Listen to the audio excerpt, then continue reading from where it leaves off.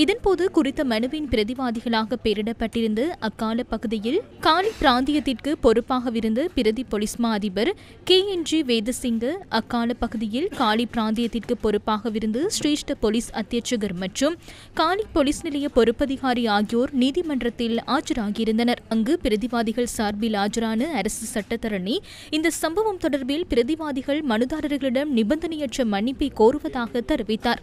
அதற்கு மேலதிகமாக மனுதாரர் எழுத்துப்பூர்வமாக மன்னிப்பு கோரும் ஆவணம் ஒன்றை பிரதிவாதிகள் நீதிமன்றத்தில் சமர்ப்பிப்பார்கள் என்றும் அரசு சட்டத்தரணி குறிப்பிட்டார்.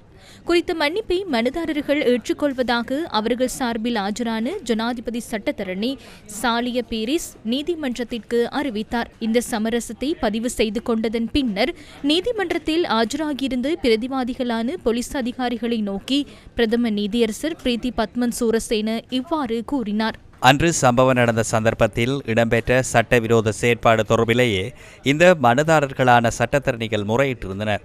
அவர்கள் இன்று காலையில் இருந்து இந்த வழக்கிற்காக வந்துள்ளனர். இந்த வழக்கை தீர்த்துக் கொள்வதற்கு சமரசத்திற்கு அவர்கள் முன்வந்தமை பாராட்டத்தக்கது. இதுபோன்றதொரு சலுகை இலகுவில் கிடைப்பதில்லை. அதன் பின்னர் மனு மீதான விசாரணையை முடிவுக்கு கொண்டுவரவும் நீதிமன்றம் தீர்மானித்தது. இந்த சம்பவத்தின் பின்புலம் என்ன? சட்டத்தரணி மஞ்சுள பாலசூரிய ஊடாக தாக்கல் செய்யப்பட்டு இந்த மனுவில் மனுதாரர்கள் இவ்வாறு குறிப்பிட்டிருந்தனர். பொருளாதார நெருக்கடி நிலவிய 2022 ஆண்டு ஜூலை மாதம் 6ஆம் திகதி சட்டத்தரணிகள் குழுவொன்று காலி கோட்டைக்கு அருகில் எதிர்ப்பு பலகைகளை ஏந்தியவாறு அமைதியான முறையில் போராட்டத்தில் ஈடுபட்டிருந்தனர்.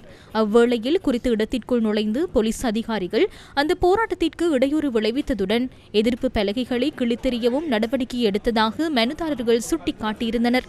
இந்த செயற்பாட்டின் மூலம் பிரதிவாதிகள் தங்களது அடிப்படை மனித உரிமைகளை மீறியுள்ளதாக தீர்ப்பளிக்குமாறு கோரியே அந்த சட்டத்தரணிகளால் உயர்நீதிமன்றத்தில் இந்த மனு தாக்கல் செய்யப்பட்டிருந்தது.